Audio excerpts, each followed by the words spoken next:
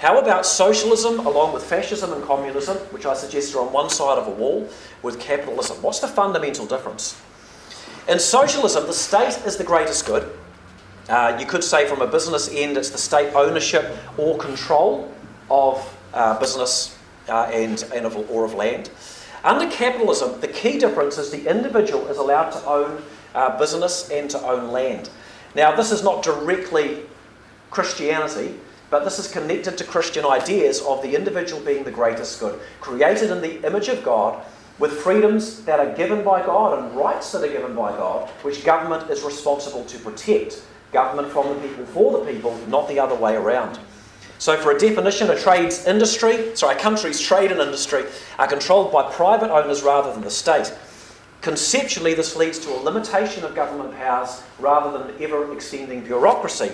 But the key flaw, where it is of socialism power, because power corrupts, and I think this is a fatal flaw, history demonstrates that. Under capitalism, the problem that you come down to is greed. And this is why Plato, 400 years before Jesus, believed that capitalism and democracy couldn't work. They were foolish ideas because out of our equal opportunity, some inequality will result because some will work harder than others and some are smarter than others. But out of that equality, with a lack of charity in the heart, you end up with a wealth gap, which we're hearing about all the time now in our politics, both because it's a reality and because it's a ploy. And that wealth gap produces an inequality you've got to fix. So you've got to tax the wealthy to death, but eventually you might just have to kill them. That's probably the easier way to do it. So let's just jump to the conclusion, says Plato, and this was in my previous talk. Let's just go straight away to a totalitarian dictatorship with a ruling class and a rule. The best you can hope for is the philosopher king, the benevolent dictator who actually has a good heart to care for the people. The problem is, even if you have such a king, he might then die, who then will rule. Capitalism's problem, therefore, is greed. And the question is, can that be mitigated? Can that be softened? One interesting little story out of history is John Calvin, the reformer. The Catholic Church had said, on the basis of biblical teachings, you can't lend money to someone charging interest. That was called usury because the poor would borrow money and be charged high interest and end up as slaves, as happens throughout Africa and throughout Asia still today. So the Catholic Church said no interest on money. John Calvin reasoned that if I own a piece of land worth this many dollars, I can rent it. So why can't I take this much money and rent the money out? So maybe if it's to a poor person for food, no interest. But if it's to someone who wants to start a business, why can't I rent it out like I can land? The problem was, how do you define how much interest you would charge? And this is the point that Plato's making. It's not going to work.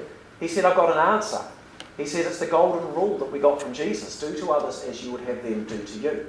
And this idea released the lending of money and actually enabled a whole lot of the capitalistic investment, which has produced wealth in individuals, producing wealth in a society, producing prosperity, where we have car parks full of cars, and many of us have 2 vehicles, if not 3 or 4 or 5, I'm just looking for the heads nodding, or 6 or 7, beautiful TVs in our houses. We are, even the people on the unemployment benefit in our nation are amongst some of the wealthiest people in the world.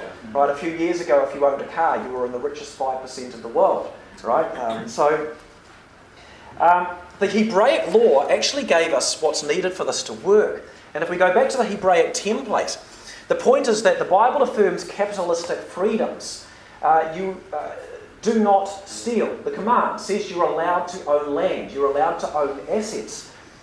But this is under God. God is first. And you've got a Sabbath to rest and to remember God. This is to say, neither you nor your servants are allowed to work on the Sabbath because people are more important than things. You see, the love of money is being subjugated under a number of layers. It's within a context, just like democracy. It doesn't exist by itself. It only thrives and survives in a context.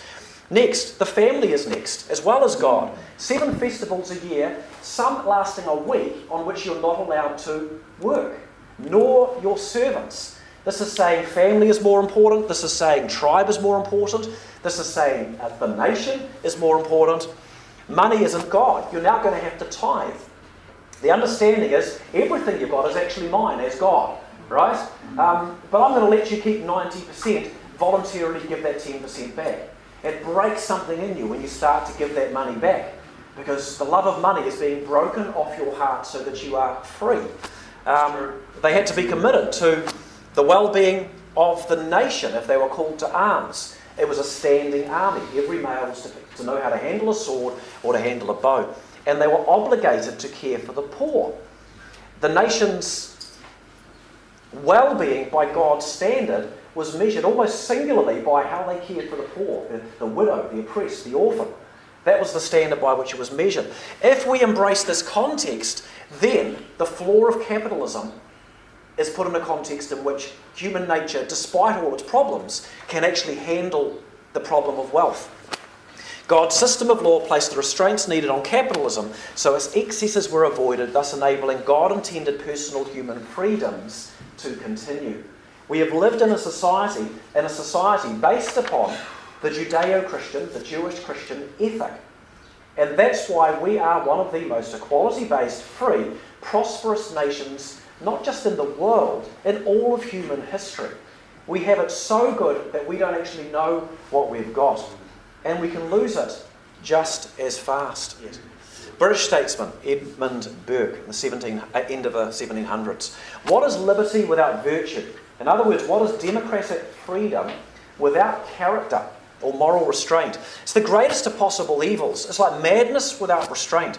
Men and women, obviously, are qualified for civil liberty. That's a democracy and freedom, in exact proportion to their disposition to put moral chains on their appetites.